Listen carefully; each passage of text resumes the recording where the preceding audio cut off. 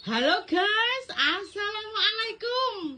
Hari ini utine Dirga iki ngene mboke Banyuwangi. Alamate ya iki Sempu Togong. Lah saiki mbokku iki njangakne aku genjer, guys. Karena apa nang Tulungagung genjer iki gak enek lho, guys. Enek liyane gur sawen mani, sawi-sawi ngono kae. Bosen. Aku dadi lek nang Banyuwangi senengane dijangakne genjer. Kon ndi to mak genjer iki molek oleh, Mak? Alah karo matun karo golek.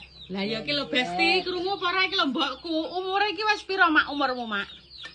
6. Swidak 6. Mbokku lho bapakku kae 82. Iki mau maton karo golek genjer iki lho Besti.